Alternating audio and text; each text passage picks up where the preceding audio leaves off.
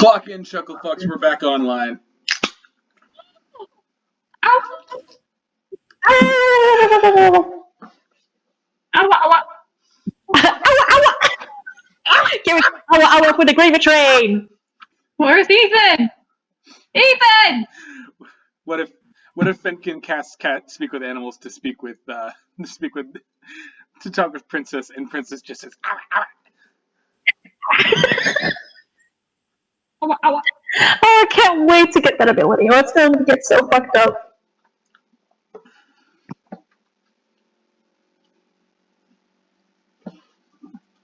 Ethan, where are you? I might have started recording a bit prematurely, but we will wait for our Brits to come back. Prince Gesh. Prince Gesh. No, then you have to go first. Rhoda.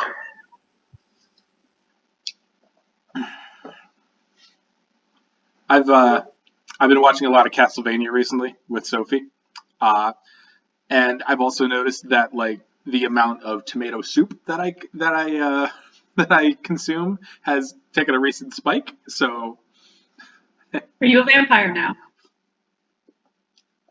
do I have the rugged good looks of a vampire? Yes. You do. Mm-hmm. I can't wait when we're gonna do our other thingy, and I'm just gonna be sitting here in a cloak and fangs. What if you went on a blind date and you showed up, and at the table there was a guy sitting there who just went. Wow, I came back at the worst time. Once again, my response is uncanny dodge and evasion. So we have Ethan back. Do we have the light of my life and the furry back? Yeah, I've been here the whole time. Am I the furry? Because I've also been here the whole time. No, you're the light of his life. Oh. Yeah, that makes sense. Okay, hang on. Finn isn't the one that I'm moving countries for, okay? You saying you wouldn't move countries for a furry? That's discriminatory. Okay, that's pretty. Maybe Sophie's a furry. Okay. Oh my god! I just saw that your name changed. Then. Oh my god. Oh. Yes. Yeah. I changed everybody's name. I am Dice Ranger Primus. There's Blue Dice Ranger, Furry Dice Ranger, Pink Dice Ranger, Green Dice Ranger, and Gorilla Grip Drow Bussy. Yeah. Not wrong. It's not wrong. I wonder why nobody wants to sponsor us, guys. I couldn't tell you. No one's reached out to me yet. I'll let you know when they do. All right, so. So now we're going to introduce our newest sponsor. Raid Shadow. Joke. No, we're sponsored by Applebee. Clap them. Do it. Okay, no, seriously. We're going to introduce our new sponsor, Audible, who've been doing this new book recently. Joke. Anyway. But if you want to sponsor us, you can. We're all semi-lovely people. I'm illiterate. I just hope that's why you need Audible, because you can listen to the books instead. I just hope we don't get sponsored by like a specific drink, because like in every episode there's going to be a portion where like we all lift a drink with the logo towards the camera and take a very long calculated sip. But that's not what you're doing right now. No. Well, I mean, it would have to depend what kind, because like we don't all have the same access to the same kind of alcohol, drinks. Please. Also, for the kids at home, this is not booze. This is called Liquid Death Mountain Water. It's very expensive. He's bougie. I'm not sure why I said that specifically. He's just making sure. I was just like, I have to say a fun fact about this. So my brain was like, this can was $3. So, when you sponsor us, you give us lots of money so we can buy more of these cans. Yes, this is my only reason for being. Please sponsor. We have to fuel our DM in some way. Yeah. Anyway, getting back into the swing of things. So we left off with Fenkin and Princess getting the luxury experience, Dhuur'in drinking his sorrows away like any healthy, responsible person should. Traumatized by something? Don't go to therapy. Drink all day. Be a man. Just fucking drink. That's what he's doing. Do not try this at home. Yeah, kids that are definitely not watching this. The kids who are Dhuur'in is try- like face down on the bar. There are 4 empty signs and one like there's maybe like 2 fingers left in it, and he's just like, Hey, any kids who are watching this right now, go get your mom or dad real quick. We'll give you a second. That's juice. That's juice. He's drinking juice. Are they Lovely. here? Fantastic. Hey, mom, dad, what the fuck is wrong with you? What the fuck? Anyway. Anyway. Yeah, and then tomorrow we get he gets an angry letter from somebody. This letter. Yeah, out of all 19 of our subscribers, all 19 sent angry letters in from their parents, and we'd like to read them out. And I know 5 of those subscribers is just us. So our next video is going to be our apology video. no. So, with Dhuur'in drinking at the bar, Gesh, Nox, and Ozla, what are you guys doing at this point? Say that Ozla is drinking next to Dhuur'in. Okay, so Dhuur'in and Ozla are sitting at the counter at the bar with just like a mountain of steins just on either side of them. Dhuur'in has passed out at this point, but Ozla seems to be going strong. And Marcus, who has kind of like stopped wiping his glass and at this point is just kind of like blinking in astonishment, he leans on the counter and he looks at Ozla and says, look, I'm not one to judge my customers' drinking habits. You know, it's drunks that keep me in business, but don't you think you've had enough, love? I want to say that she's like, she's had like a full-on tankard of something, and she's like still knocking it back, like as he's speaking. Good and she God. drops it, and she like slams it back down onto the counter or something, and she just goes, "Bleh." He just throws in up. his face. Wow. So you're throwing up on Marcus's face. No, I'm burping. I can't do a burp noise. Wait, no. That was pathetic. I know. I tried. I shouldn't have drank that. Oslos would be cool though. Oslos big and healthy. So Marcus, his eyes close and his mustache kind of like back along with his goatee and his hair. They all kind of like blow back as this like long burp like explodes in his face. And then he blinks a bit and he's like, "Can I at least get you something to eat along with your drink?" No. Another one. All right, but I'm getting Another one. He's like, "All right, but I'm getting you a glass of water too." Boo. No. No. He also looks over at Dhuur'in and is like, "Is your friend all right?" He's fine. He's fine. He need to take a nap. Marcus reaches over with 2 fingers and kind of like tucks it under Dhuur'in's neck. And Hold, no pulse. he like waits for a second and is like, then he just nods to himself, takes his finger back and is like, "All right." At this point, what is Gesh and Nox doing?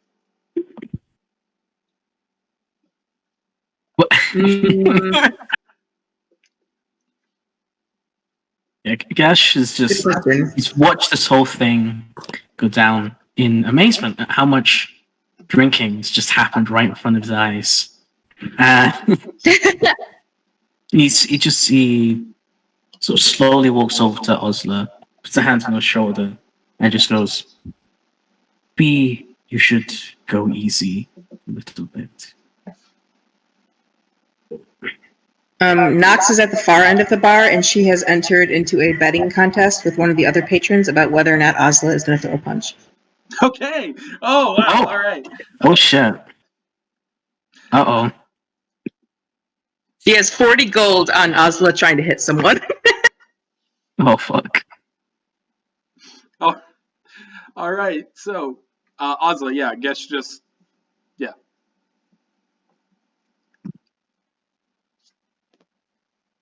Sophie. You there, Sophie?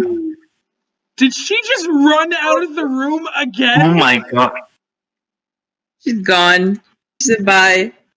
She's too drunk to respond, guys. Message her, please.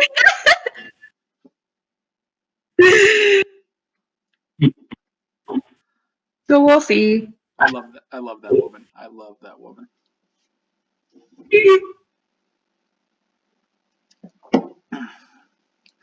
Okay, we'll wait for Sophie to get back, I guess.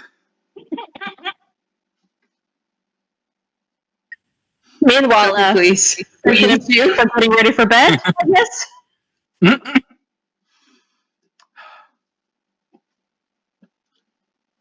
How are you guys doing? I'm taking a nap. Doing good? I'm okay, I guess. I'm drunk, It's, and this is happening. I can't stop this. oh my god, you look like an MCR fan. Oh, I know, it's gone. Sophie. It won't stop. Sophie, are you back Hi, yet? sorry. Sorry, Ah. I was only gone for a minute. I just went to heat up mashed potatoes. Right when we were addressing you. Oh. Yeah, we had a whole thing about it. Who wants to see my Sophie impression of her playing D&D? I hate you.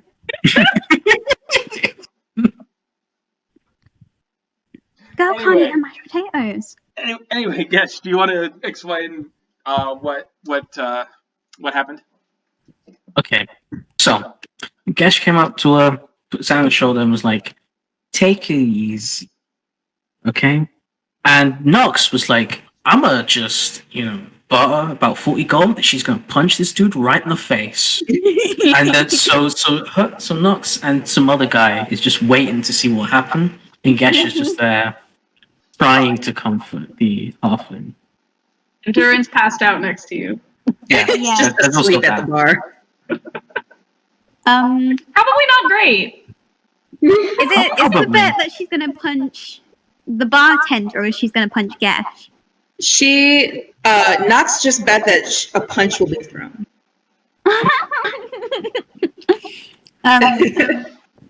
By Ozla specifically. Yeah. What's she doing? I think Oz is gonna. She's gonna try and empty the already empty tankard into her mouth again, like like when you hold a drink upside down, you try and shake the last few drops in. Why did you both nod like that at the exact same time? And she's gonna do that, and when she feels a hand on her shoulder, she's just gonna like cut her eyes at Gesh and be like, she's just gonna cut her eyes at Gesh and say, "Get me another one."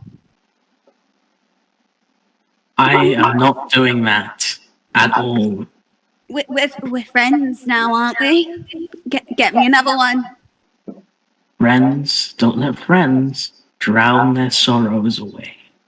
I have no sorrows. I'm happy as shit. I've lost the people in my life that I consider important too. It's okay.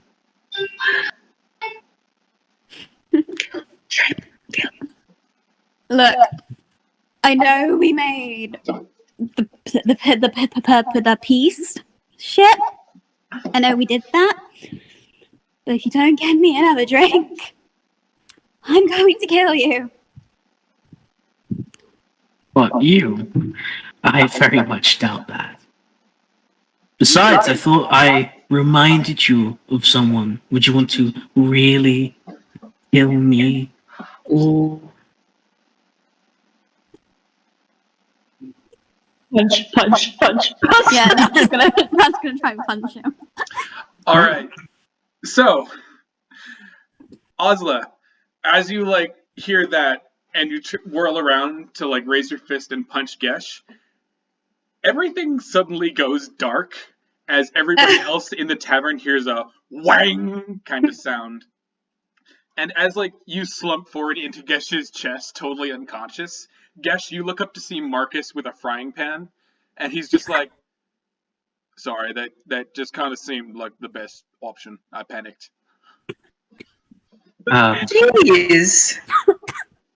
Thank you. If he puts the frying pan down and like rifles through his apron to pull out a key. It is one of the sweet keys if you want to take her upstairs. Right. So he takes the sweet key, and then he puts it away, and he tries to pick up both Dhuur'in and Ozla so he can get them both to bed somewhere. No, leave me. All right. So I don't know if you've ever tried to pick up a pair of sleepy cats, but that's kind of like what's happening. One is too small to handle correctly. The other's like very long and lanky that he kind of like flops every which way. So it's very a weird, cumbersome kind of situation to deal with. But go ahead and roll. Trying to hold on to the bar. Like, no. Gesh, go ahead and make me a strength check. Oh shit. Actually, Oh, athletics. no. Let's make this athletics. Oh.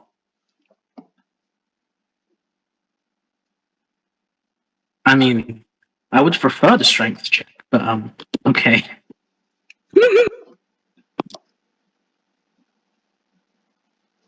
Put me down. Fill me now. Oh, that's a 19. All right. Oh my god. Despite the floppy nature of Dhuur'in and the stout nature of Ozla, you're able to like hike one up on your shoulder and hike the other under your arm in a very impressive display of brawn as you make your way away from the table and up the stairs. And while this is happening, Nox, as you unfortunately have to give up 40 gold pieces to the younger halfling that you were. I will say she is going to argue that she was about to throw a punch, and therefore it should still count. Fortunately for you, though, before this conversation can actually happen, you catch a movement out of the corner of your eye, and you look down at the wooden floor, right? And you see a little speckle of light. You see it kind of like waver there for a second. Sorry, a what? A little speckle of light. And you see it like okay. you see it like waver there for a second, and then like move to the left and move to the right. Oh. Uh-oh. She like I assume the like patron that she was talking to was like in the middle of arguing, and she just like waves. She does that thing. Have you ever had like an older relative, like an aunt or a grandma, be like when you're talking? Yeah. She does that. Yeah. At him. It's like shuts him up. And her ears are alert. Yes, exactly. She hops off the bar stool and crouches to try and catch the sparkle. Okay, so with the sounds of the tavern playing out around you, people having light conversation and eating their dinners, the clinking of silverware and whatnot, you bring one hand out to try and catch the light, but it moves off to the right just before you can get it. And then you move your other hand to try and get it. Again. Oh, again and again. You keep trying to get it. Give me a dexterity check. A dexterity check. Yeah, if somebody has a laser pointer, Glinting off of somebody's armor. Does a raw dexterity check that wouldn't use Jack of all trades, right? No, Jack of all trades only. It's not a skill. It would work Okay. on skills, but not dexterity checks. Not on just okay. That's 14. All right. So You're not able to catch the light with your paws as much as you try. Like, you scrabble forward again and again to try to catch the light. You're on all fours at this point, just like eyes completely dilated as you're like trying to get to this light. A waiter carrying like 2 silver platters is just like, "Hey, what the fuck?" as you kind of like scatter between his legs. And eventually the light goes still, and you're like, "Ah, finally!" And you slap your hands over it, only to realize that you've moved to like the darkest corner of the bar. And slowly you look up, and at the table before you, propped up in the very corner, you see a half-orc man holding a gold coin with light from the window reflecting off of it onto the ground. You see, he's wearing this leather sort of dark half-plate armor that's a deep, deep maroon color with kind of black accents. He's got a very squarish looking face, with black hair on a black bushy beard standing out against his green skin. And from under a tricorn black leather cap that seems scratched all to hell, 2 red eyes glower at you as he flips the coin in a gloved hand, catches it, and cracks his neck and says, "Have a seat." Sorry, what do you say? Have a seat. Have a seat. Ooh. She was like ears back. She was like a second away from like hissing in anger at this thing that was frustrating her so much. But when she sees him, you can like see her like her pupils like shrink back to a normal size, and she's like and she just like stands up and like brushes her clothes off, brushes off the dust, and she says, she'll put her hand on like the back of the chair across from him, but she doesn't sit just yet, and she says, my apologies. Who are you? So the half-orc that's sitting before you, you can tell this is a very rugged-looking man, and upon closer inspection, you can see that scars kind of dot his face, and all the way down to his neck. You see that he's kind of a burlier build, and there's kind of like a long black greatsword that's strapped across his back. You think the blade itself is black at first, but then you see that that's just the sheath. But the sword itself is just as tall as he is.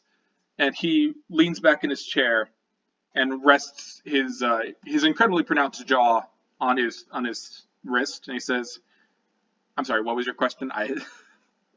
She just said, "Who are you?" Okay. We won't worry about names for now, but you can just call me Scapino. How do you spell that? SCA. SCA. PINO. Scapino. Ooh. Okay. And once again, with another leather wrapped hand, he gestures towards the seat. He's like, "Go on. We have much to discuss." She takes note of that. She raises her eyebrows a little bit. She'll glance over her shoulder back towards the bar, although I assume by now they have all, Gesh has taken the the kids upstairs. Yeah. But she looks back at them, sees that they're already upstairs, and then she will take a seat. All right. So as the wicker furniture kind of creaks as you sit down in it, and the half-orc's voice, it's kind of like growly and grumbly and a bit scratched in places. But as you sit, he readjusts himself on the table and crosses his arms in front of himself, and he pushes what appears to be a clay mug of coffee your way, with the steam still wafting up from it, from the fresh pot, and he says, "You call yourself Opportunity Knocks, eh? Of the Shepherds?" She tilts her head a little bit at the coffee. She raises the mug to sniff it, and she says, "Yes." It's not poison, if that's what you're wondering. I'm not in the business of poison. Funny. No, not like Oz. She just nods a little bit, and she will take a very small sip. It's kind of clear that like she doesn't really like coffee, but she's doing it out of like obligation as part of this exchange. So she'll take a little sip, and then she puts the mug down and looks up and says, "What can I do for you?" He leans back, and when I say his eyes are red, I don't mean like they're Mothman glowing red. It's just like the color of the eye itself is just a deep red, unnatural red. And he leans back and he says, "You've been making quite a stir for yourself ever since you came into town. Been having my eye on you and the rest of your group. I wanted to ask you about your latest excursion that you just came back from." She nods a little bit. Oh, sorry. If you have the time for it, it would seem that your compatriots are a bit. And he looks over at Gesh carrying people upstairs, preoccupied at the moment. She nods a little bit, and she leans forward onto the table, kind of puts her elbows on it, and rests her chin on her hands and says, "What do you know about our latest excursion?" There's a moment where he kind of like very subtly checks all of his blind spots, and he says, "I know it's not just rats that you fought in those woods."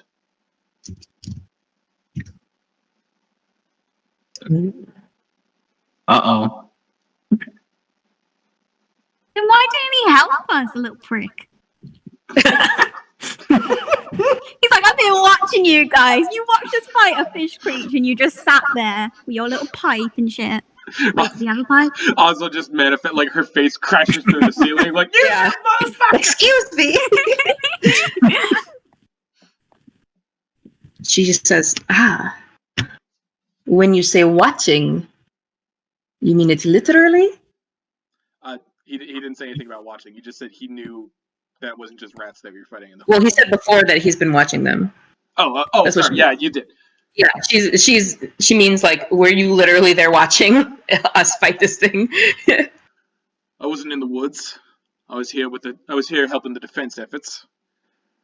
But you did scurry away before I could get a good look at you all. Now then, I'm afraid I've been a bit rude.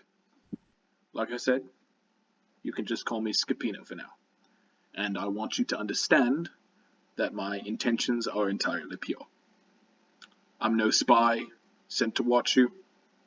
I'm no assassin meant to hunt you down. Merely a man doing my job. And, unfortunately, it seems you've done my job for me. Let me ask you this. Have you ever heard of the Claret Orders? Can I do a history check to see if she You may does? absolutely do a history check, yeah. Okay. Oh, God. I think you should also insight check this motherfucker. Probably. True. If he says something fishy, that will come, but... okay, history check. Yeah, history. What was it called again? The what order? The Claret Orders. Claret. That's intelligence. Do I have any intelligence? No, I don't. Okay, well, this will be fine. Jack of all trades. 13. It's actually not bad. Okay, so Nox, you know that the Claret Orders are spoken of mostly in whispers, and when they are like talked about by the Empire at large in Imperial publications, they're usually painted in as poor a light as possible, and that might be a part of like Imperial propaganda and all that. But Right. baseline, you know that the Claret Orders are a strange group of specialized beast hunters. They are vampire slayers, witch hunters. They are people who hunt down werewolves as if they were hunting just regular game. These are people who through some mystic and strange arcane means that nobody quite knows about but themselves, are bred and trained to fight the forces of darkness that nobody else will. A Witcher? And they go, and they go by another name, a name that you've heard plenty of times in your travels, a name that you've heard alongside stories of knightly warriors slashing the heads off of vampire lords or collecting wolf's teeth for necklaces and trinkets. They also go by the term blood hunters.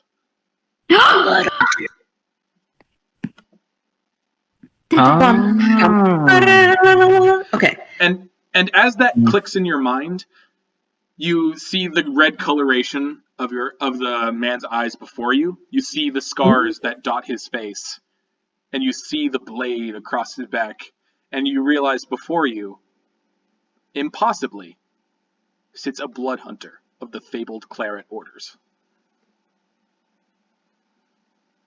In your face. She is quiet for a long few seconds. He can kind of see her eyes sort of move over his an ensemble of armor, his face for a second. There is a little bit of maybe surprise in her expression, but otherwise, as she often does, she keeps her expression pretty guarded, and doesn't hint towards maybe her feelings about this order or about the stories surrounding this order. But she says, "I have heard some, likely not more than any other individual in this empire knows, but from what I have heard, they are not so fondly looked upon by the official order of things, but from tales of their exploits, their hunting of great beasts, vampires, giants, werewolves, other such creatures, I would consider them to be almost mythical in their origin." Well, that's how some of the elders would prefer to keep it. Keep us a secret. And though the Empire doesn't exactly approve of what we do, and though we've butted heads with the royal families, when you do what needs to be done, some people take offense. I understand it. That said, my name is Scapino, of the Ghost Slayer Order. Ooh. And I had a few questions for you regarding the abomination in the mill. I was tracking it for a good few days now, a good few weeks, actually. My order sent me to Alfield to scout it out after one of our soothsayers said that they felt a presence within the local township. And I didn't find any signs of it, and neither did any of my instruments. All I knew was that I felt the presence of the beast in this town. And then you showed up. And then the presence vanished about an hour later. So, again, I will ask you, why don't you tell me about what you found in those woods? And I don't mean the rats. She nods slightly and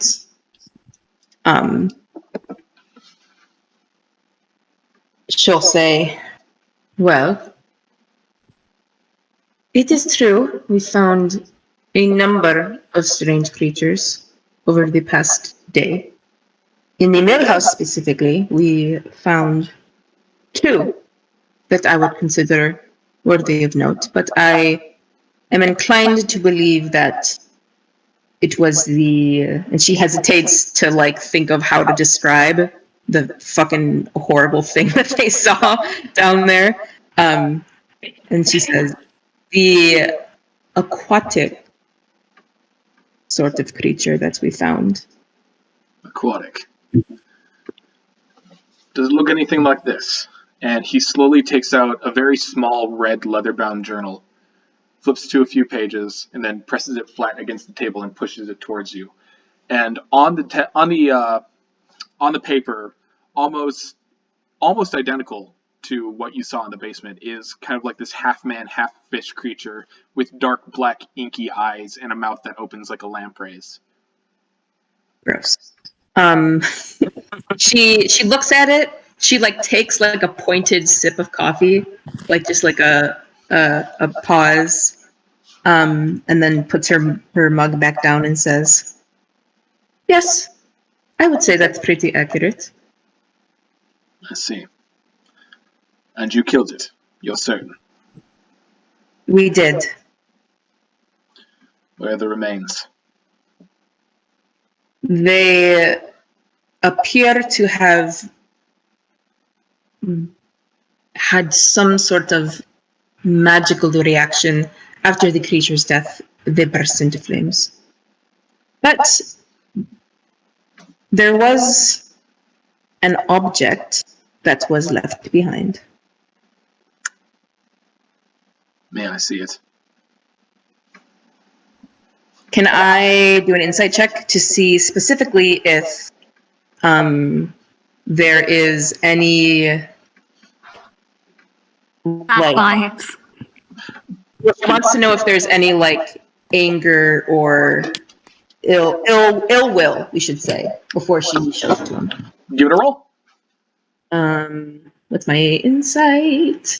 Oh, it's wisdom. Yay. That is a 19. Okay. So Damn. you've talked in your lifetime. You've talked to a wide array of people, and you've learned how to read them very well. You're able to get a sense of everybody. Mm-hmm. But you've never met a man like this.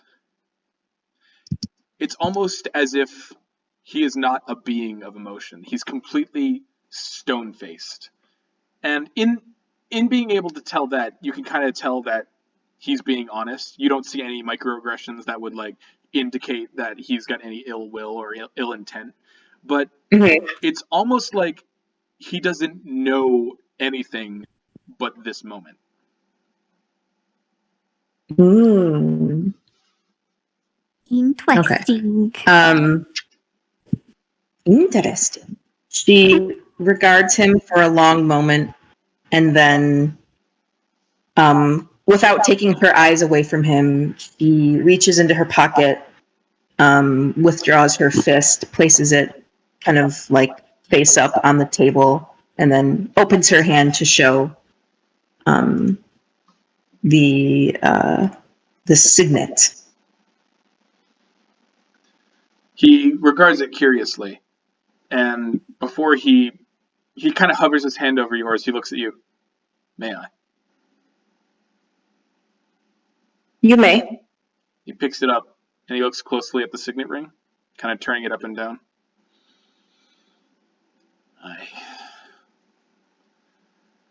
That's what I was afraid of. I see. And like you said, you'll show this creature's dead? As dead as remains being cremated could allow you to be. I see. Well, Miss Opportunity Knox, what you have killed is called a deep scion. Mm. It's an aberration of life, formed from worship of the sea, and infused with eldritch energy. It's an abomination, the kind that I have been trained to hunt and slay. We'll keep Dhuur'in out of his sight. And this, he holds up the ring. If it was holding this, then we're all in deep shit. Ooh. She nods slightly. There's a moment where she pauses. She can see, or he can see her take a long pause as she considers like how much information to give regarding their party's relationship with this creature. But after a few moments, she says, "We were not intending to run across the creature, and the townspeople seemed entirely unaware of its presence. As far as they knew, it was simply an infestation of rat men that was causing them grief." That's the nature of my quarry, ma'am. They have a tendency to hide where they think that they cannot be found, and usually that's among townsfolk. But sooner or later, they all get sloppy. He looks at the rink again. Let me ask you something. Have you ever heard of a group called the Drowned? In a passing sense, I have heard the name. The Cleric Order's archives have pages upon pages about them. An old cult, you see, from the times before Divergence. Essentially, they were just another heretical group, worshipping another heretical god, with heretical intents. And supposedly they vanished a while ago, and this symbol is the only thing they left behind. And this is the third ring that I've found. I've hunted 2 of these creatures in the past month. This makes the third. One was in Alfield, one was in Zadash. I found the third in the outskirts of Rexcentrum. I couldn't get anything out of it before it too burst into flames. Whoever we're dealing with is very good at hiding their tracks. In Zadash, how long ago did you encounter this creature? The one in Zadash, I'm going to say, perhaps last year. Mm. And was that the most recent prior to this? What? One more time? Was that the most recent prior to this? No, the most recent was last month, Rexcentrum. Mm. Have you encountered any more of these creatures? This is the first creature of this kind I have ever seen. I see. So you're not actively hunting them down. This is just a case of being at the wrong place at the wrong time. There is a pause, another brief moment of delay here. And then she says, "We have reason to believe that this creature and perhaps whoever else may be associated with this creature is interested in one of ours." One of yours. Aye. The air, the tension in the air is like palpable, and he leans in. Yeah. Do you intend to tell me why one of these creatures might be seeking out a member of your party? My M. My knowledge on this subject is limited, but its arrival here seems to go beyond coincidence, at least as far as we are concerned. A vampire drains a victim when it's thirsty. A werewolf eats a carcass when it's starving. Monsters like that, they have no direction, no focus. They'll drink anything, they'll eat anything. That is their drive. But a deep scion, a creature of the seas, does not wander so far inland, all for nothing. A deep scion doesn't throw in its lot with rats. Now, I have no reason to believe that you're not telling me the truth. You've made quite a name for yourself so far. And looking at you and looking at your group, I can't imagine that you have any prior history with these things. That is, unless there's something you're not telling me about the drowned. Ooh. You're making me laugh so much.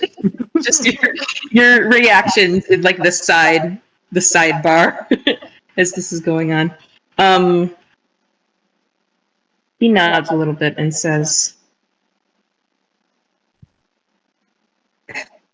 to the extent that I have traveled with this party, which has not been so long as a year, we have never seen a creature of this kind. And this is certainly the first time that I have seen any sort of beast that possesses the powers that this one was demonstrated to have. However, there are some things that I simply can only guess at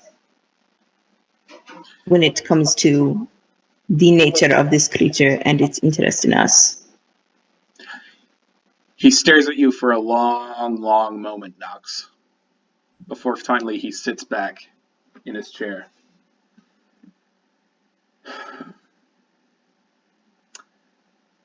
I don't trust you. I don't trust your party. I don't trust anyone in this tavern. I don't trust the Starosta. It is not my business to trust. That said, I can't see any reason why you would lie to me. And if I had any notion that you were lying to me, you'd be dead in a ditch right now. Oh. Okay. With that in mind, Miss Knox, if it is as you say that this is mere coincidence, and you're just victims of happenstance, then I believe my business is concluded here, and I will move on. However, as my investigation unfolds, and I'm sure you have your own duties to attend to, our paths may cross again. And he kind of stands up and kind of reaches into his pocket. And should that happen, know that I am somebody who, despite my professionalism, I know when a favor is owed. And he takes out the coin and flips it to you. She will catch it in her hand. So as you catch it and look at it, you see that this is not a currency coin. You know those like heirloom collector coins that you can get that are like a lot bigger and a lot heavier than like regular coins. It's kind of like that. This one is silver, and it's a stamp. It's stamped. It's got this emblazoned stamp on it that looks like a teardrop with like a sword blade down the middle of the teardrop. The Claret orders owe you a favor. If you need a beast slain, if you need a loved one exorcised, or if you just need answers, you need only seek us out. We've agents in every place. We've eyes in every wood. Wherever the dark things lurk, we too lurk, hunting them. But I will tell you this right now. And he puts his hands on the table and leans in very close to you. I do not discriminate when somebody throws their lot in with the unclean. So if I find that you have thrown your lot in with these creatures, or anything like it, let me just say this. I carry fires that are hotter than hell. And he gets up, and you watch as he makes his way towards the door of the tavern, kind of like with his blade over his back. He opens it, takes one look at you, and then vanishes. Buy hot stuff. So go ahead and put sigil. So go ahead and in your inventory, Nox, go ahead and put sigil of the Claret Order. How do you spell that? Claret. Claret. Order. Cool. It's gonna kill me. Time to exercise, do it. Exercise the demons. Demons are fine. And just remember, if you need to be slain, if you need a loved one exercised, who you gonna call? Blood hunters. They're like, oh, you can exercise me any day. No.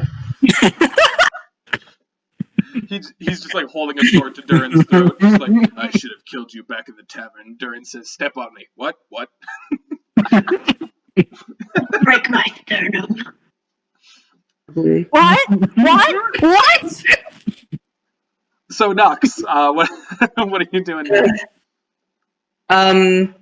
She sits for a moment. She will.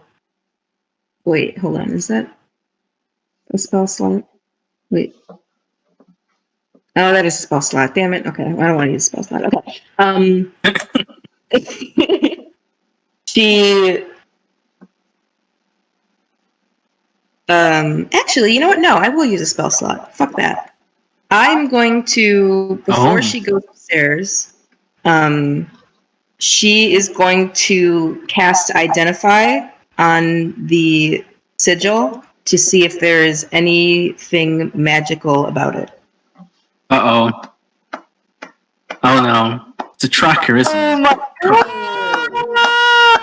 god! Nice one, Finn. Oh Very my well god. done. Very well done, because there is a tracking spell on this coin. I need to. Hmm. Okay. Oh, it was so good. Oh my god.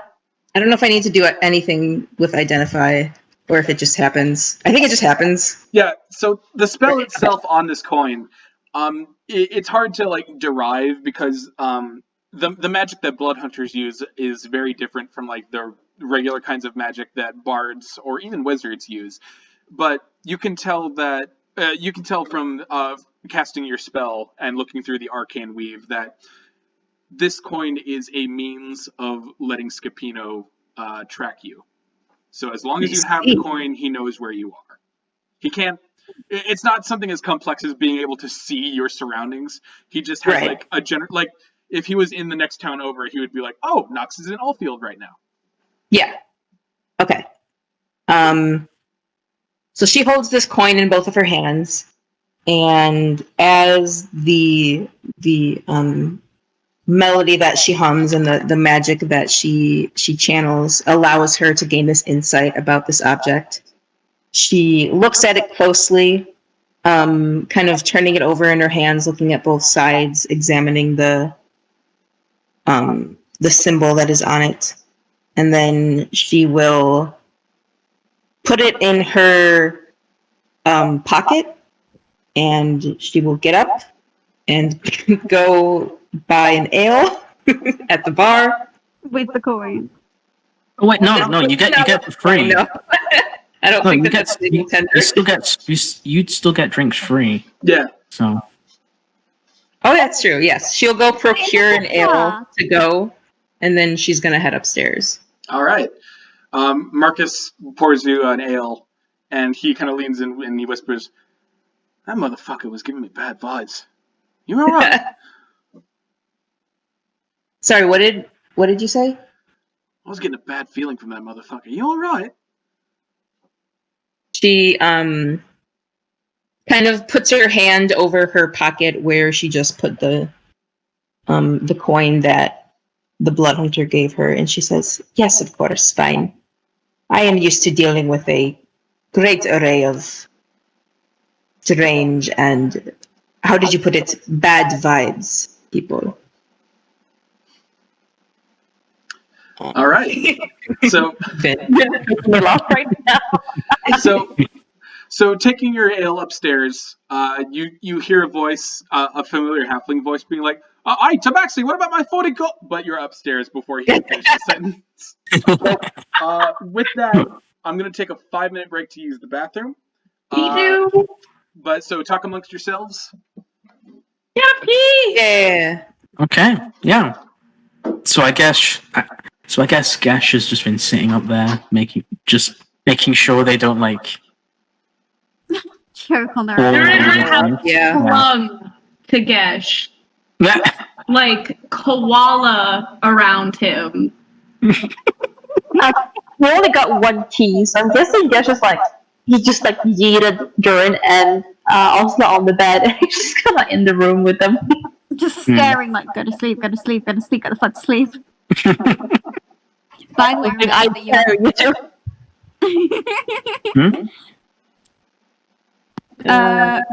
remember that Gesh got told that he could get like a replacement staff or something. I don't know. Yeah. We forgot about. Well, I that. mean, I don't know. We have no idea what it is, Yeah. but it sounds like it's probably a replacement quarterstaff. But the fact that he's so like quiet about it means that it's probably a big deal to the rest of the village, maybe. Yeah. Or maybe he's a part of the class and he's just trying to keep it secret. Dun, dun, dun. Then Yeah. Maybe he just has a crush on Gish. Maybe. He was very surprised by the muscliness of his shoulders. So. he's like, I'm alone, and Gesh walks into a room with a candlelit dinner and roses. Like, I've been expecting you. Smoke,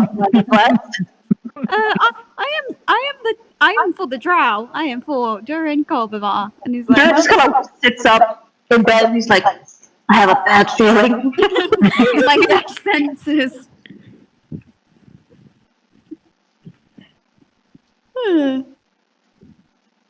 I still haven't rolled a single dice today, so. Oh.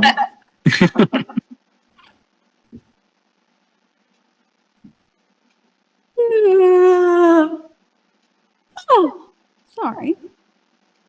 No, it's okay. It happens. I'm gonna go feed my cat. BRB. Have Oh, fun. yeah.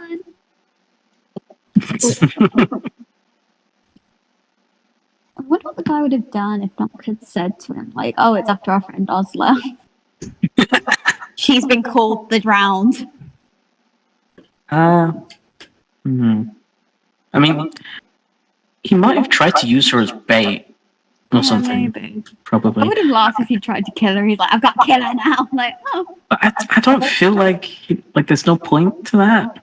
no. I guess it's like he wants to find these things to kill them. Like killing Ozla would just cut off that avenue completely.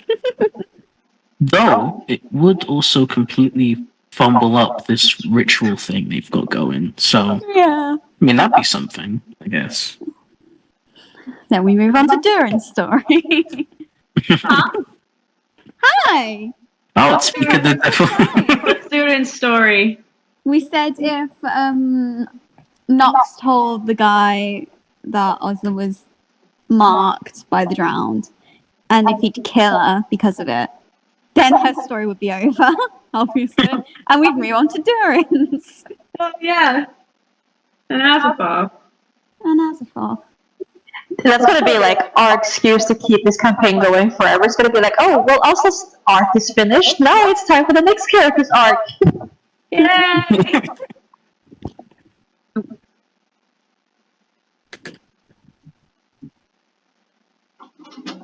And well, you know, there's always Snitch. Just Oh, waiting. It's Skullbelly. Oh, he's crab walking. He's crab walking. Uh-oh. All right. Welcome back. So, so basically, how the sleeping arrangements are going to work is that, excuse me, there are Pardon me. there's about 4 suites available and they're the much nicer rooms. They're very similar to how Fenkin's is kind of set up, but so. Unfortunately, somebody is going to be bunking with somebody else, but for the most part, you guys kind of have a room for yourself. So, who wants to double up? I mean, well, Oz doesn't have a choice. I mean, with Gesh. well, well, you know. I was gonna ask. Did Gesh like kick open one of the doors and just flop the drunks onto the bed and then leave? Well, I mean, Imagine they clearly wake he. up and they're like, "Did we have sex?" Can you imagine? Dhuur'in checks and he's like, no. No. Dhuur'in like wakes up and it's like, I don't know. I don't think so. I'm not in pain. Wait, He's yeah. like, So it would have to be Ozla and Dhuur'in just in a room sleeping it off, and then everyone else just has their own room, wouldn't it? Like if they stay, they all like unless they wake up at some point at the night or something. That they walk into another room. Dhuur'in sneaks out, goes and cuddles Gesh. I do not like halflings. I like dragons. Wow. All right. So we'll He say likes Ozla. She's his friend.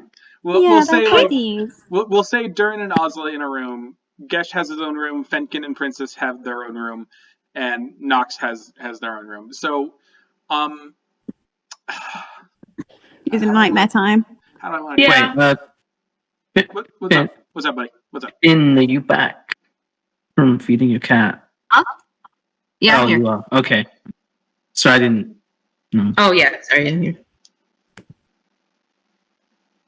Yeah, Is that it? yeah. Or, okay. All Yeah, right. that, We're that's making it. sure Finn was here. Yeah. All right.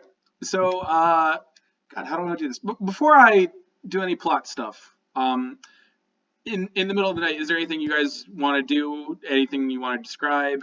You know. I wanted to wake up from my drunken stupor and try to talk to the sin of the lion and the virtue of the viper. Oh. Like talk to the book.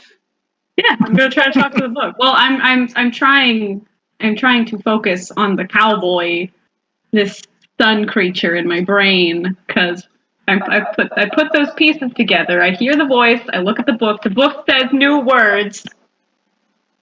I wanted to try to talk to the lion, as All right. Dhuur'in has taken to calling him. So, as you kind of wake up, you realize Ozla is kind of like on top of you, and you have to kind of just like heave her off and push her away, and she does kind of like roll off the bed with a thunk, and you panic for a minute because you think you just woke up the angry halfling barbarian, but after a moment you just hear a yes.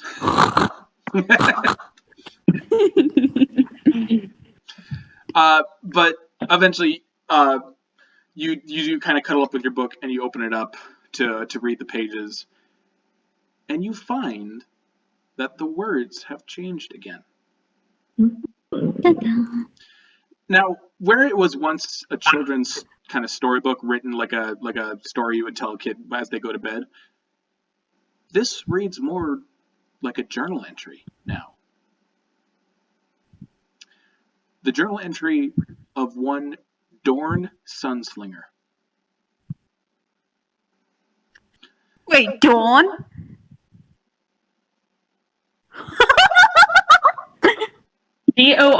Dorn, Dorn. Dorn Sunslinger. Now, I'm not going to read you verbatim what it says, but as you read the book, as you read this specific journal entry that you flip to, your mind is cast back to a time far before the might of the Empire, far before the war that nearly tore Exandria in half. And there's a scene of a small settlement of frightened humans and elves and orcs, all banding together to try to set up a fortification somewhere deep in the wilderness. It's the efforts of a people trying to put together civilization, and just on the very fringes of their work.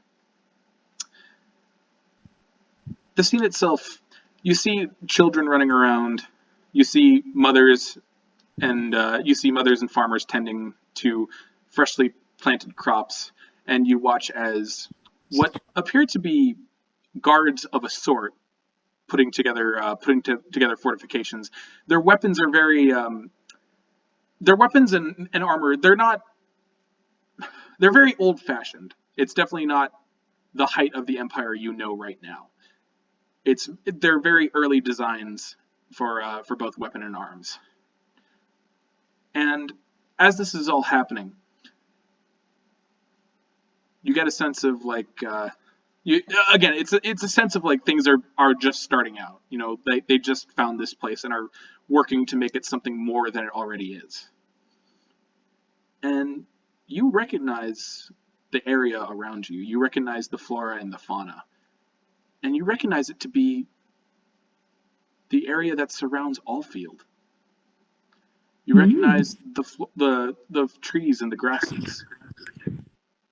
And as this happens, one of the guards looks up from his work after putting down another sandbag, and he sees a lone figure making its way over the hill.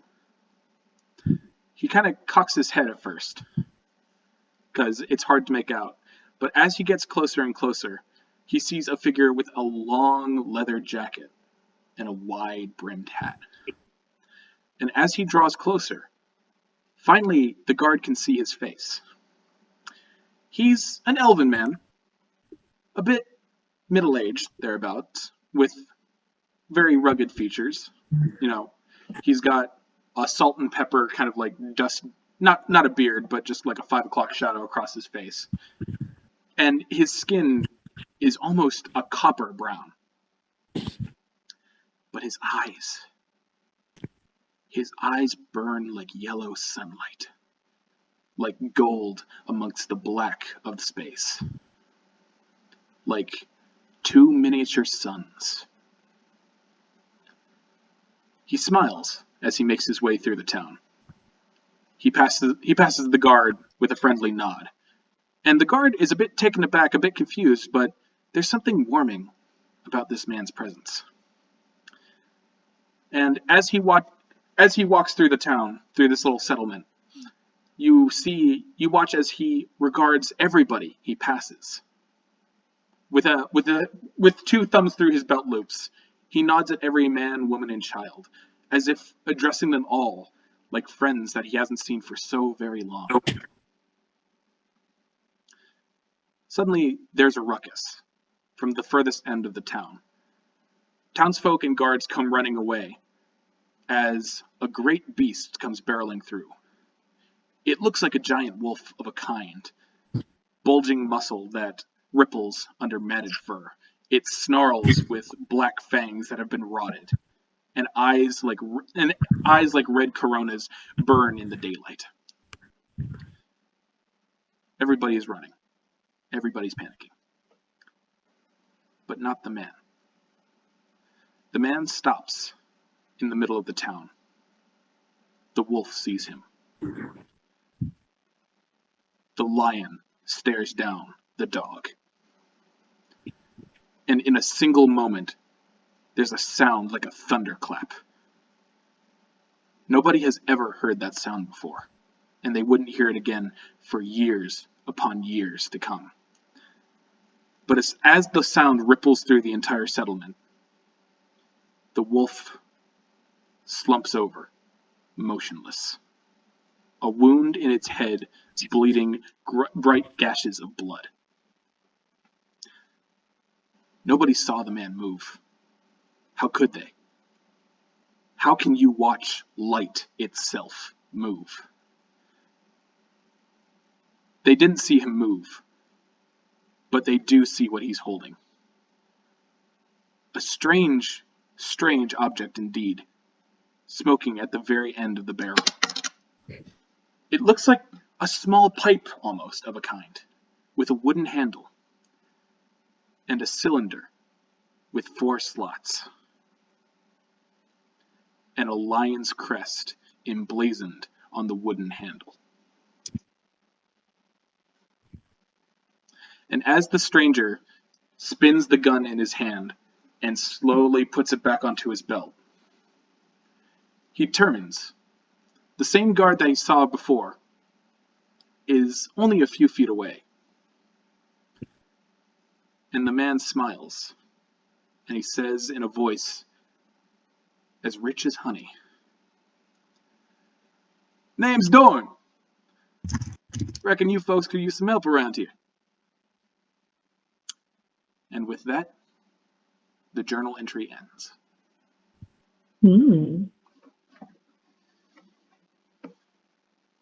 I dropped a D4 and I don't know where it went. Oh no. What you got? What you got on the D4?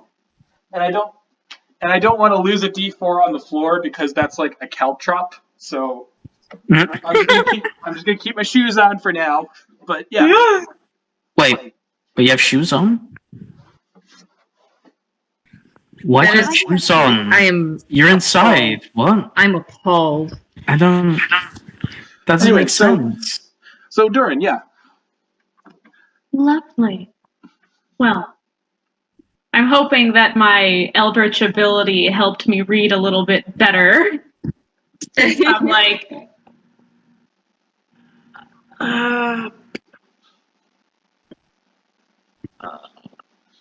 at this book, drunk as shit. But I assume it's more like unfolding in my brain than really reading a story. Yeah, essentially. And I try to memorize this face and these glowing eyes, and I trace the words on the pages with my fingers, particularly the name Dorn. And I mumble it to myself. I kind of look up, and in Undercommon, because I'm drunk, I mumble, "What do you want from me?" Silence. Ooh.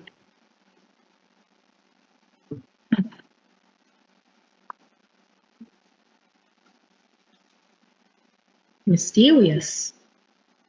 I kind of leaf through the other pages of the book aimlessly. All right. So as you continue to leaf through the book, you come across more journal entries and some doodles and pictures that have been drawn that weren't there before. But before you can get very deep into it, you hear a rustling on the side of the bed as Ozla kind of awake.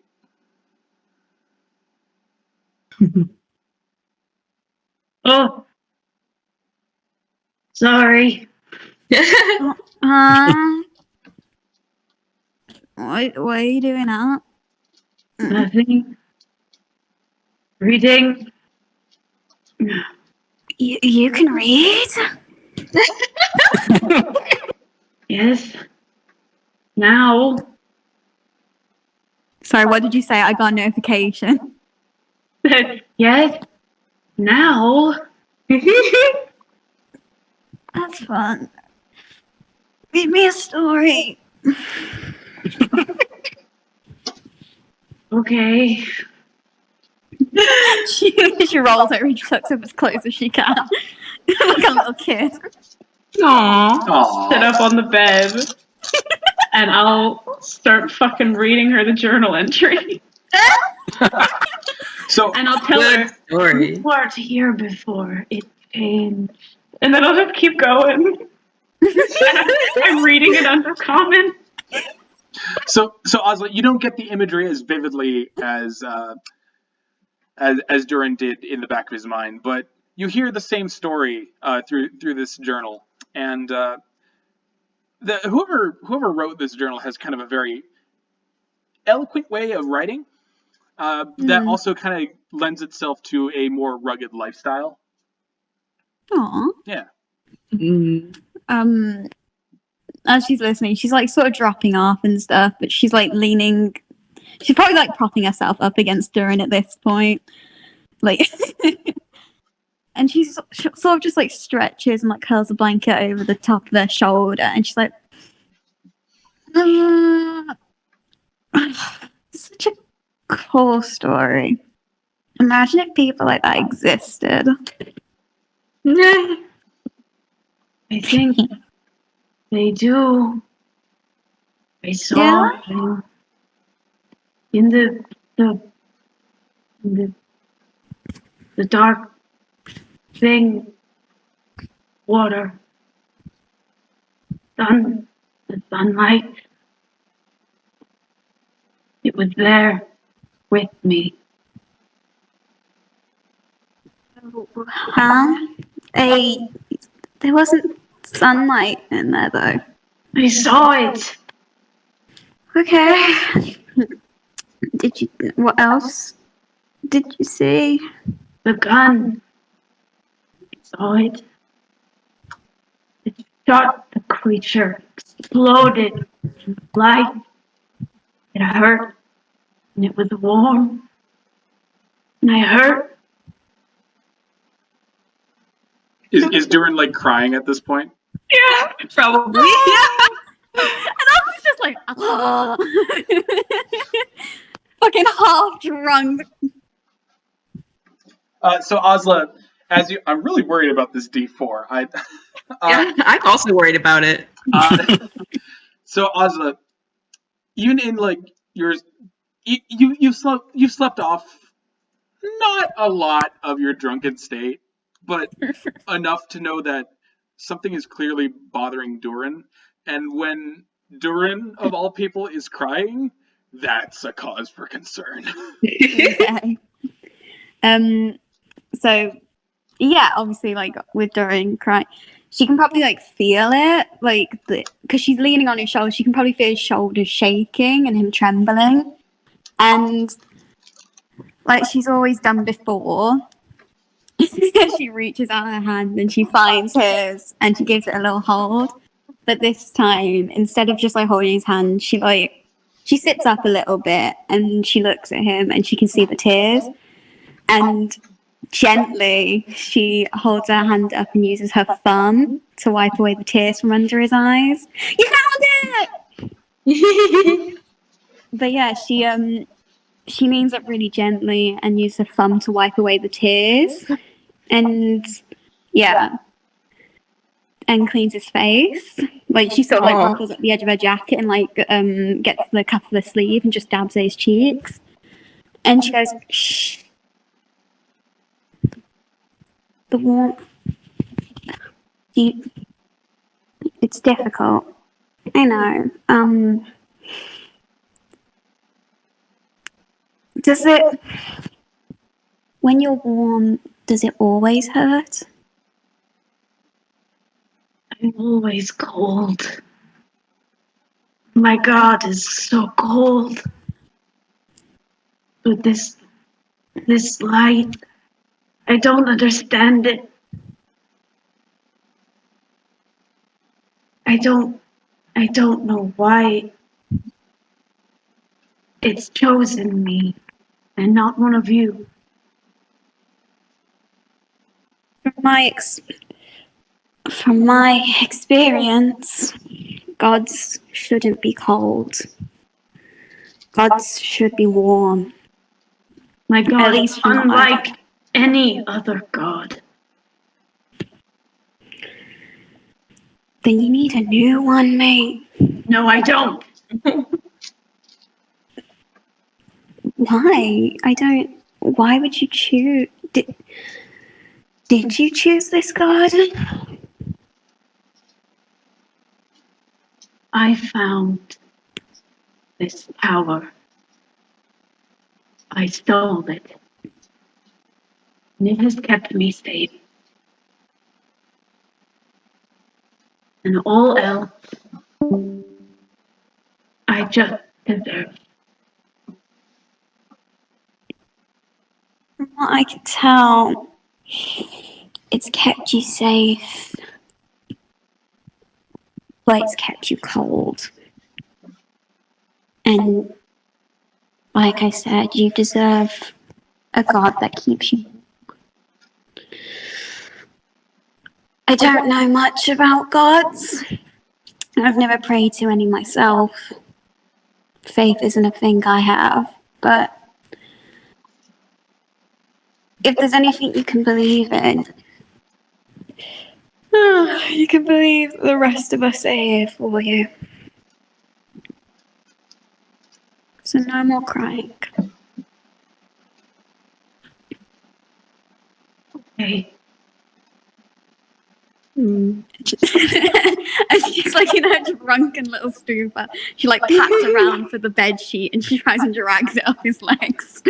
She probably ends up like losing it and almost punching him in the stomach. my bad. Lie down. I'm sorry. I said I'm sorry. Lie down. Shh. Lie down. Go to sleep.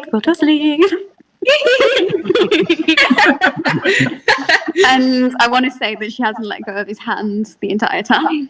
Oh. All right. No. So, as you guys drift off to sleep, Dhuur'in, you fully expect to hear the clay pipes of the outer rims as they lull your god into a deep slumber. But you don't. Instead, in the very back of your mind, almost like a memory, you hear 6 strings of a guitar as they play gently in the night, along with a very, not mournful, but slow, calculated whistle.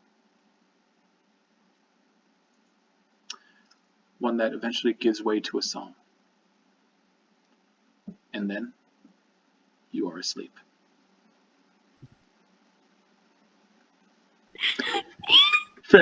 Now, Fenkin, you had your hand up. What did you want? Did you have something you wanted to do? Before the morning comes, yes. Yeah. Okay. What's up? Oh.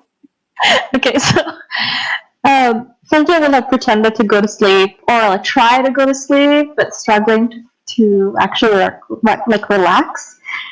And I wanted to turn around and look and see if Princess is sleeping or not.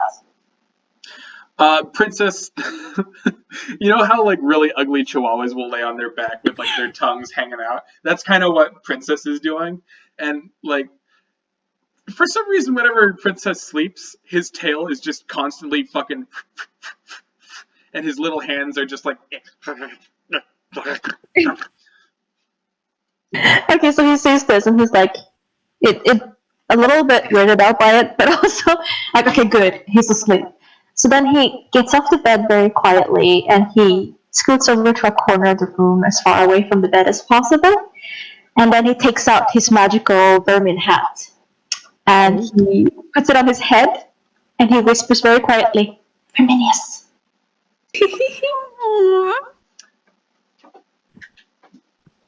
Let's see what he gets. I swear to God, it's a fucking bird or something. Oh no.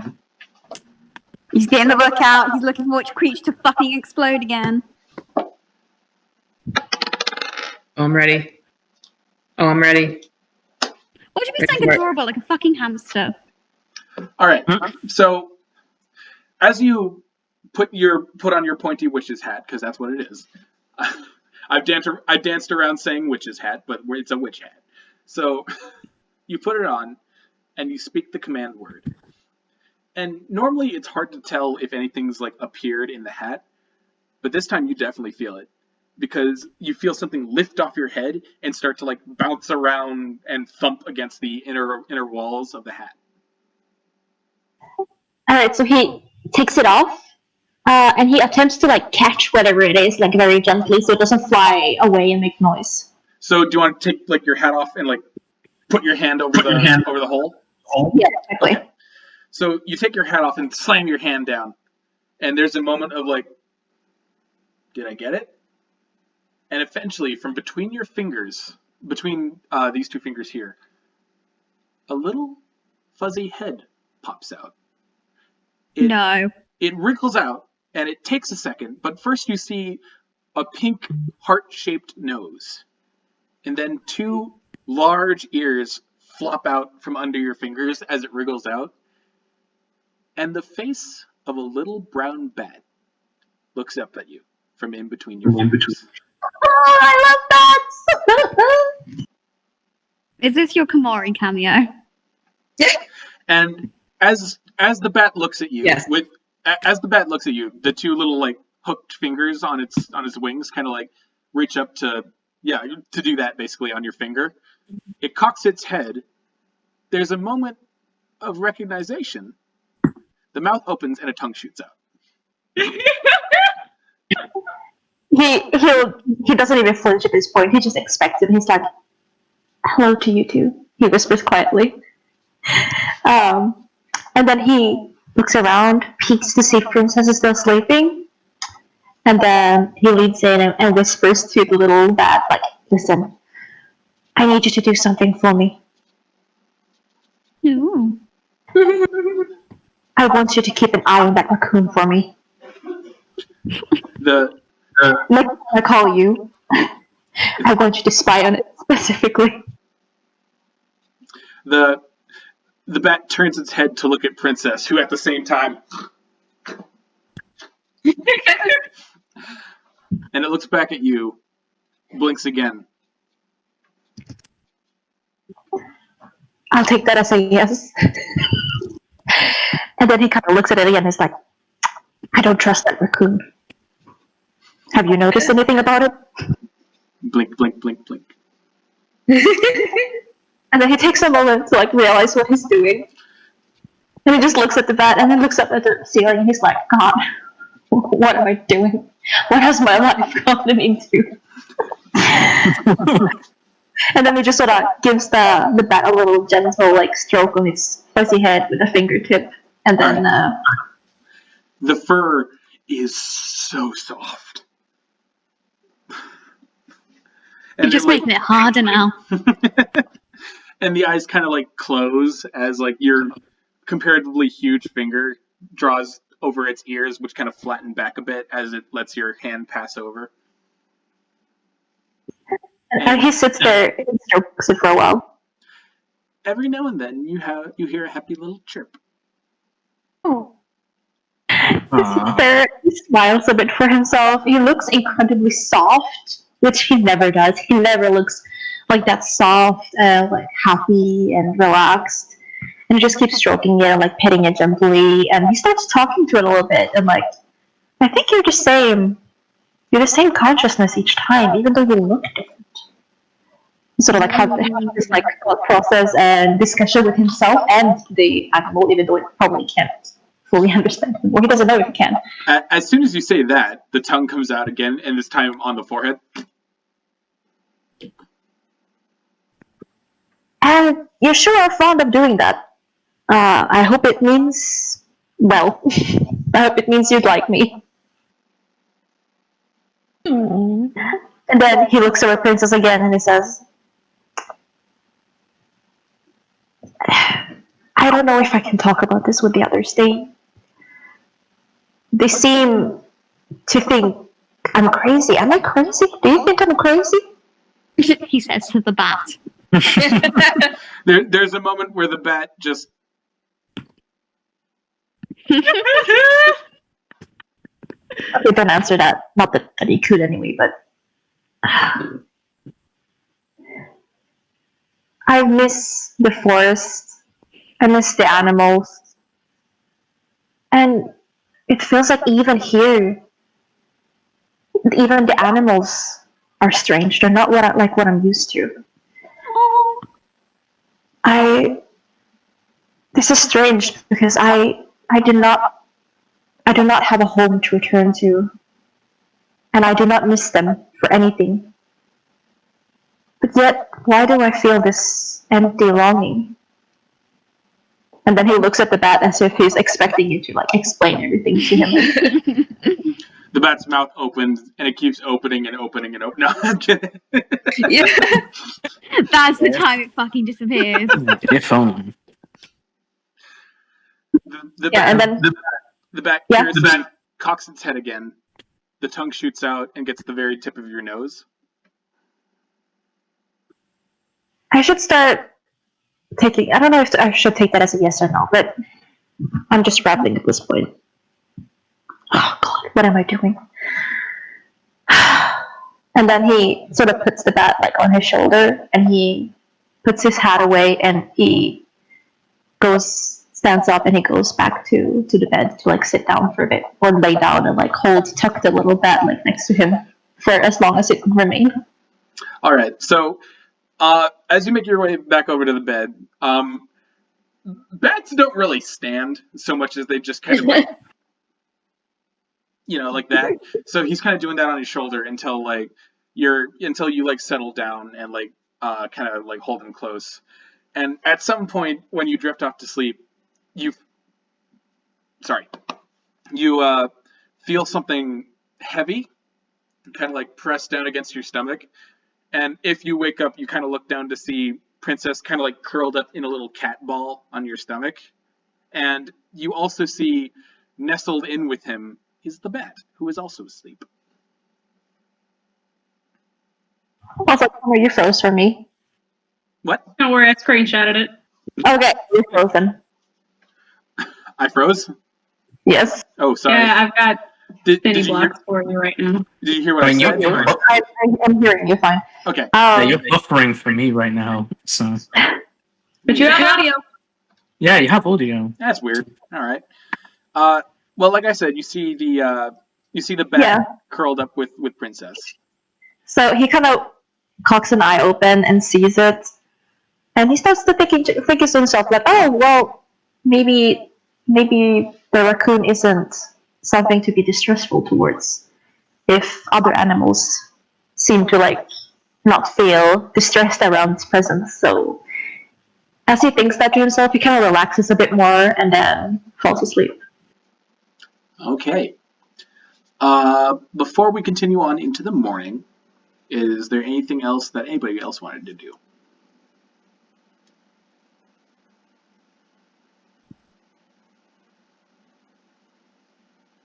Nox? I will fart in my sleep.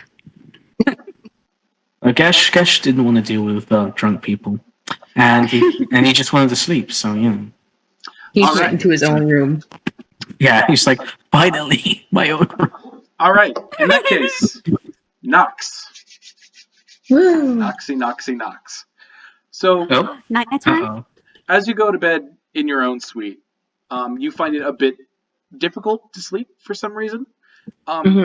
You do that thing where like you'll lay in bed with your eyes closed, and then like get up, walk around, try to go to sleep again, get up, read a book or whatever.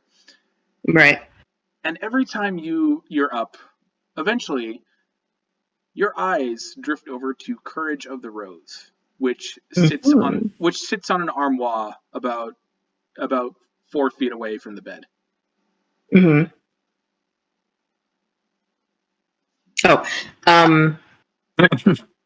She's been probably poring over the sigil that she received a few times. There are very many moments at which she considers, she like holds it and then she looks at the window and is like, what if I just fucking threw this like as far as I could just right now? And then she doesn't. But she does think about it a couple of times. And then she will eventually get up once again. She makes her way over to the armoire and takes it's in staff form. She takes it in both of her hands, goes back to sit in bed and kind of like lay back against the headrest, or the headboard rather, and kind of holds it in both of her hands and inspects it. How far can I eat this? Yeah. Yes. All right. So, again, in recent days, even in walking stick form, Courage of the Rose has felt rather warm. Mm-hmm. And Sophie has lost connection. No. Figures. There she is. But yeah, even now in its resting state, you feel it's not like hot or like burning with vibrant life, but it's just like warm, like one of those massage stones, you know? Yeah.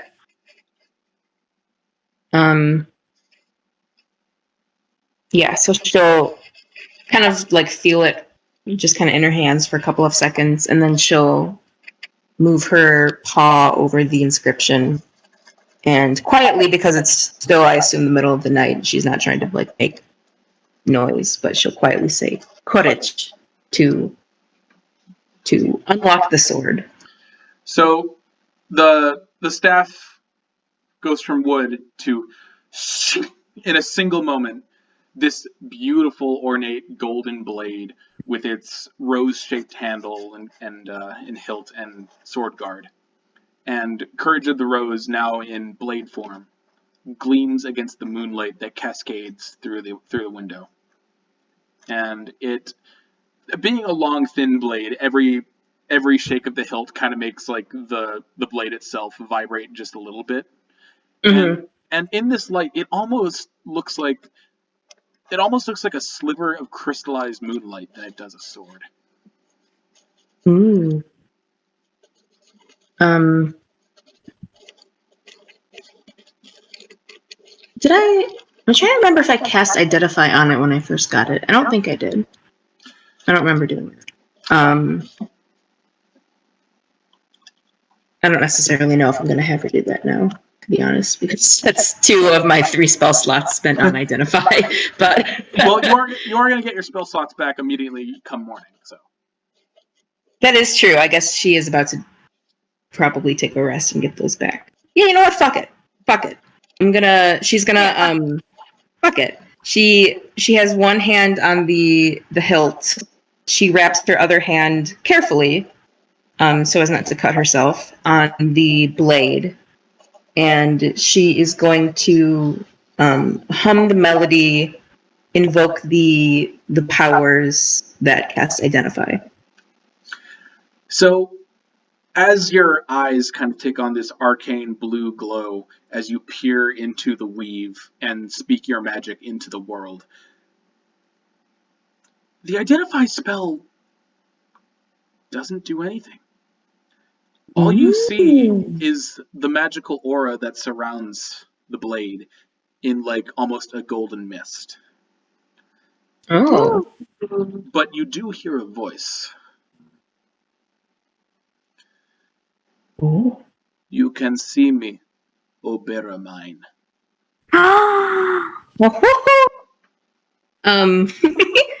She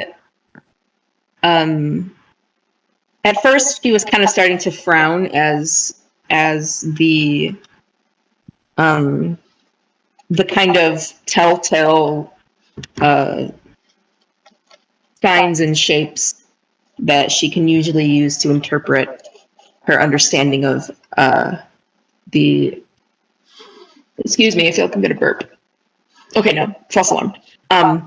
The way that she can normally tell the origin of something magical is not happening for her, and so at first there's a kind of frown. She sees this glow that she's unfamiliar with, that doesn't really mean anything to her in the way that she's used to understanding it.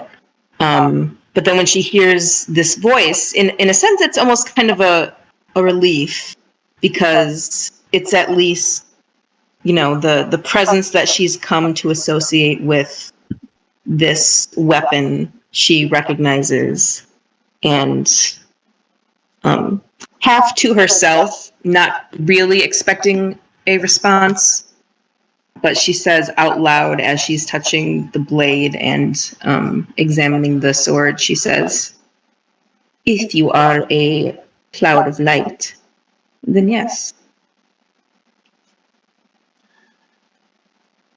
I am what needs be, O better mine. I am a vestige. Okay. She pauses for a second, considers that she received a response from her sword, which is unexpected, but also like, not the weirdest thing that's happened in the past 24 hours either. So she's quiet for a second, and then she says, "Who are you?" What was the question? She said, "Who are you?" I am a vestige, O better mine. I am the courage of the rose. You are the spirit of the sword? I am the vestige, O bearer mine. I am the courage of the rose. I can maybe Google vestige. Same. This is why I haven't been used big words, Connor. She pauses for a second and she says, so you are the sword itself, not an entity tied to or trapped within it? There's a long pause before the voice says, Your tongue is silver, O bearer mine.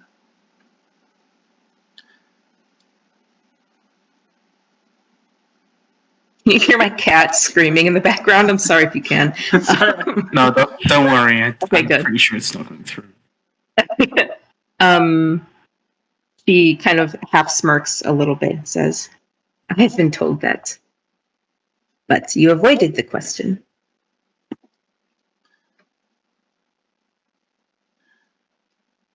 Do not mince words, O bearer mine.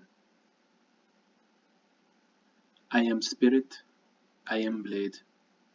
I am what needs be to fill the world with roses. Mm. And how would you go about filling the world with roses? It is not I who fills the world with roses, but my bearer, O bearer mine. She's quiet for a long second as she considers this, and then she says, well, I will say I am quite proud of the work we have done together so far, but I must also admit I am not the kind of woman who pledges herself to any sort of cause.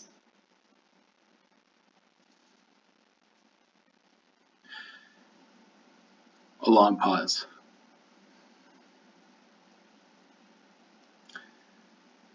May I ask you something, O bearer mine? Go on.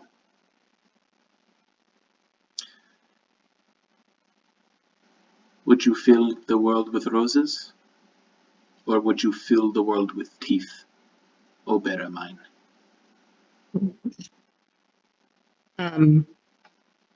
She's silent for a moment, and then she says, you are assuming I have a lot more power than I have, my friend. That is not my question, O bearer mine. Would you fill the world with roses?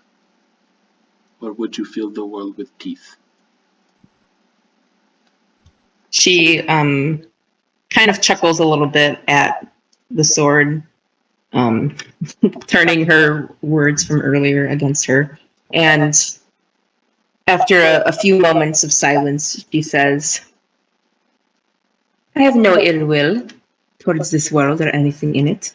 Not in particular, anyway. So, if I could move through the world and leave a generally positive impact on those I cross paths with, leave roses, as you would say, then yes, I suppose that is the choice I would make.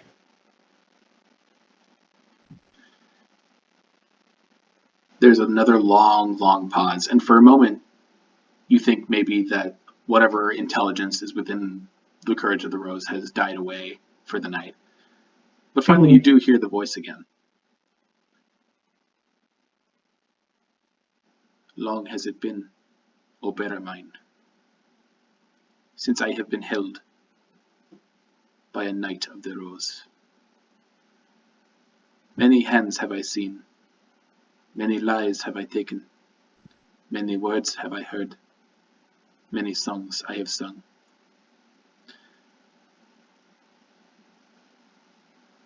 I am Courage of the Rose, and you are the night that would fill the world with roses.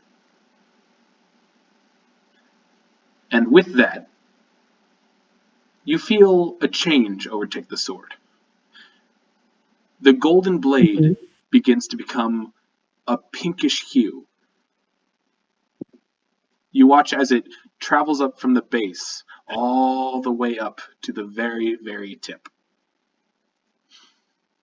And the warmth in your hand grows as a spectral rose vine wraps around your hand, not harming you, but feeling warm as it crawls around your wrist. And it casts a glow against your fur. And finally, Courage of the Rose says, "There are more like me, O better mine. But there is only one Courage of the Rose, and there is only one Knight of the Rose. And together, O better mine, we fill the world with roses." And with that, Nox, Courage of the Rose in its sword form is now a magical +1 weapon. Whoa! That Shit. deals an extra 1d4 poison damage. Well, okay. Wait, Yeah. sorry, Yeah. you're gonna have to demonstrate to me with it. Okay, so it's a +1 sword. What is? Plus Does one that mean means anything? you can add an extra point to your attack roll. So when you roll to Okay, attack, to hit. yeah, to hit. So Okay, when gotcha. you roll your attack, you add your dexterity bonus, you add your proficiency bonus, and you add a +1. +1. Gotcha. Okay, and then it also does 1d4 poison. On a hit, it'll deal its regular damage plus 1d4 of poison damage. Got it. Oh, Nice. we're gonna fuck some shit up. Oh, yeah. Hell yeah. Fuck yeah. Okay, noted. I'm excited to fuck things up with it. God, I love doing the Courage of the Rose voice. I know, right? I know it's fun, isn't it? Isn't it a fun accent? It is! She, when she hears this, and even kind of like knowing that she may not get an answer anymore, she does kind of look at the change in the sword, at the winding vines around her hand, and kind of frown and say, "I am no knight, but unfortunately, she has been assigned knight." Assigned knight at birth. Assigned knight at age 40. Hey, Cap. Nice night Huh? at talking to your weaponry. At talking to the sword. Cool. Hell yeah. So with that, Your you, back. with that, you watch as the spectral the spectral vines kind of like disappear, glinting off as motes of light before vanishing into nothingness. And in your hands, it's just a regular sword again. Well, I mean, I don't mean it loses all of its magical ability. It's just, there's just no magical glowy. It doesn't look, it's not glowing anymore. Yeah, yeah. It's not glowing anymore. It's not glowing anymore. I wouldn't be like, you get +1. No, you don't. Fuck off. Fuck you. But She said, "I'm no knight," and the sword was like, "Oh, okay. Never mind. Bye."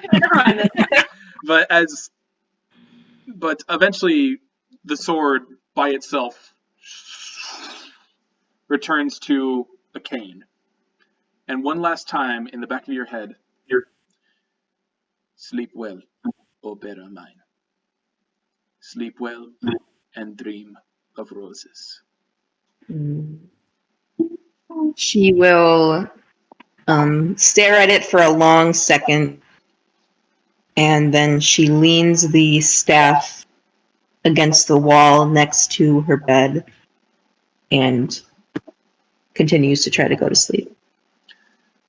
The staff in the middle of the night, and you hear, ow.